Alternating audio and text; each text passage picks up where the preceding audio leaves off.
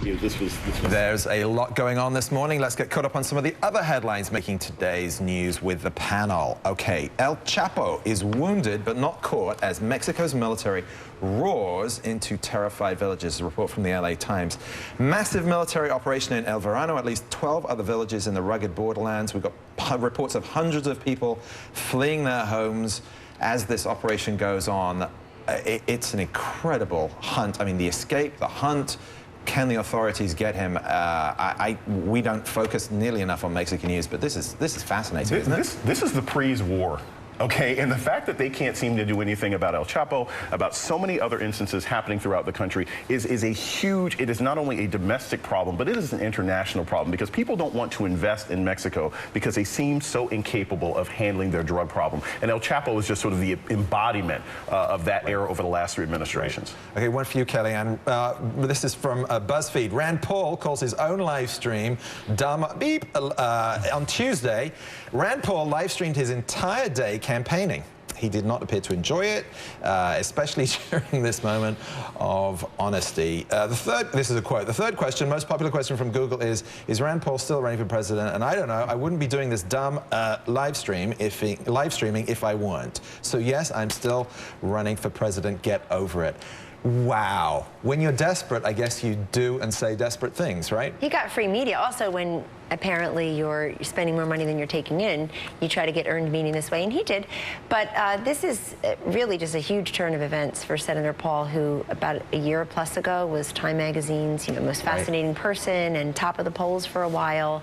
And I think that the brand of libertarianism that he has staked out, really, a lot of those folks are limited government conservatives who would vote for a Republican, not necessarily liberals who would vote for a Democrat. And so they're finding other candidates. And it's a crowded field, and if you don't find market distinction, but again, that self-deprecation helps in a way, but you have to look like you're enjoying it. That's, I think, just one of the pieces of magic of Donald Trump this year. Sometimes people are out on the, sometimes, and I think Secretary Clinton falls into this, sometimes she looks like she's getting a root canal when she's out on some of these on the stump, and Donald Trump looks like he's just having a great time. And people want to see people who look like they're enjoying their job. Okay, one for you, Lynn, if only because of the Chicago connection. USA Today says frosty, snowy weekend weather forecast in north central, northeastern U.S. Roughly 74 million people will see temperatures drop to freezing or below freezing in the next several days, and light snow is expected to fall near the Great Lakes. It's October, for heaven's sake. And the Cubs are in the playoffs. Everything so hell will freeze over. So I don't know what the problem is, Richard. It's cold. That's what the problem is. Not really. We're hardy people. Okay, hardy enough to maintain the pork spending out of Washington. This one's a classic one coming from Washington Post. When I say pork spending, it really is pork. After the firestorm, pork roast is back on the menu at federal prisons. There was some dispute, apparently, about the abrupt removal of pork dishes from the national menu for federal inmates. And then there was yet another U-turn out of Washington on Thursday. Pork roast back on the prison bill. Why?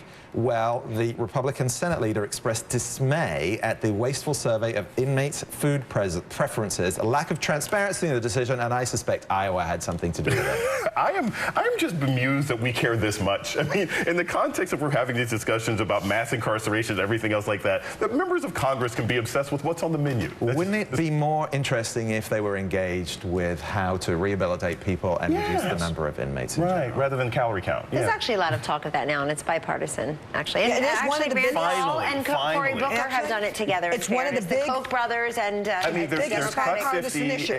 I want to see if we can squeeze in a more uplifting story. USA Today: first female Army reservist dons an Army Ranger tab. Major Lisa Jaster, I hope I didn't mess up that name, 37-year-old engineer with Shell Oil, is the third woman in the Army to have graduated from Ranger School. This is an impressive moment. I mean, impressive individually, impressive for the country. Don't we all feel good about this one? Absolutely, I do. She's got moxie, and there's somebody who looks like she's enjoying her job, to my other point, and we should all be very proud of her, gender aside, just really proud of her persistence and her loyalty to the nation, and honestly, the fact that she got it done. I think it's cool. Important role model. Very important to have these breakthroughs in the military. Your sexuality and your gender have nothing to do with how much you love and want to serve this country. I think this is a fantastic example of where the U.S. Or how much you can bench press. Physical and mental ability. Exactly. All right.